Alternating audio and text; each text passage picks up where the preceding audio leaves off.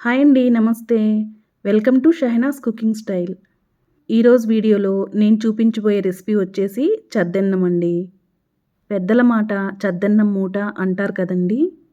పెద్దవాళ్ళు చెప్పే మాటలు వింటే ఎంత మంచి జరుగుతుందో, ఈ చద్దన్నం తినడం వల్ల కూడా అంతే మంచి జరుగుతుందనమాట. ఇది తినడం వల్ల మనకి చాలా లాభాలున్నాయండి.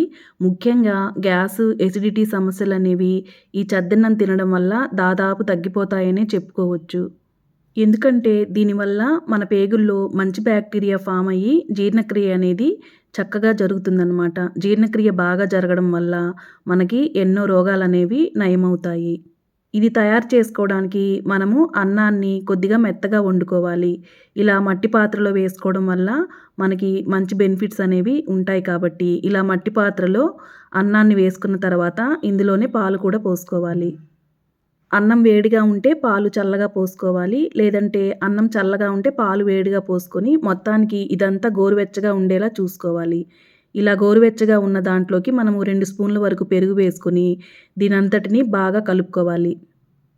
ఇలా కలిపేసిన తర్వాత మనం కావాలంటే నెక్స్ట్ డే మార్నింగ్‌కి ఉల్లిపాయలు, పచ్చిమిర్చి వేసుకోవచ్చు. లేదంటే ఇప్పుడైనా సరే వేసుకోవచ్చు.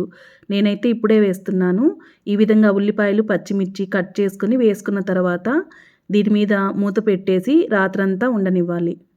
మట్టి పాత్ర లేనప్పుడు ఏదైనా స్టీల్ గిన్నెలో గానీ, లేదంటే గాజు బౌల్‌లో అయినా సరే వేసుకోవచ్చు. చద్దన్నం తయారు చేసుకోవడం కోసం ఒక్కొక్కళ్ళు ఒక్కొక్క పద్ధతిని పాటిస్తుంటారు. కొంతమంది ఈ అన్నంలో గంజి ఉంచుతారు కదా! ఆ గంజి పోసుకొని నెక్స్ట్ డే మార్నింగు పెరుగు లేదా మజ్జిగ వేసుకొని తింటుంటారు. లేదంటే ఇలా అయినా సరే చేసుకోవచ్చనమాట.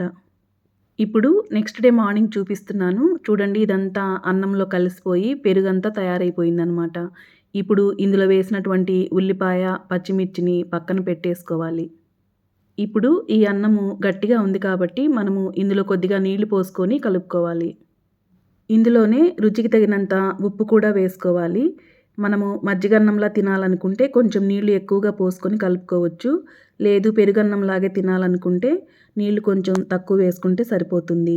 ఇప్పుడు ఇందులోకి మనము పక్కన పెట్టినటువంటి ఉల్లిపాయ, పచ్చిమిర్చిని కూడా నంచుకొని తింటే టేస్ట్ అనేది చాలా సూపర్‌గా ఉంటుంది. ఒకవేళ పిల్లలు ఎవరైనా ఇలా ఇష్టపడకపోతే ఇంకో ప్రాసెస్‌లో కూడా వాళ్ళకి మనము పెట్టొచ్చు.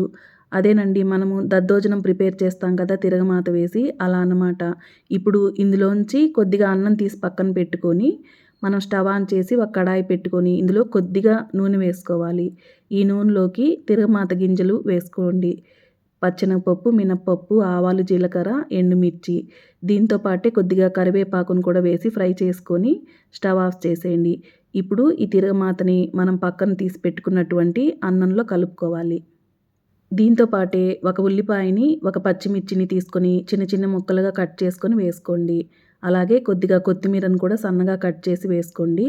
ఒకవేళ మీరు అల్లం ఫ్లేవర్ ఇష్టపడే పనైతే అల్లం కూడా చిన్న ముక్కలుగా కట్ చేసుకొని ఇందులో వేసుకున్న తర్వాత వీటన్నిటిని ఒకసారి కలుపుకోండి.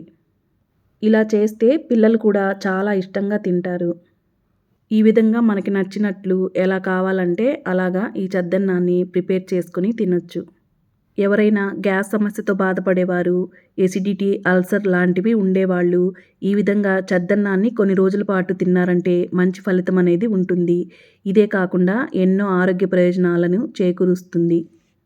ఈ వీడియో మీకు నచ్చితే లైక్ చేయండి. కొత్తగా ఎవరైనా నా ఛానల్ చూస్తుంటే తప్పకుండా సబ్స్క్రైబ్ చేసుకోండి.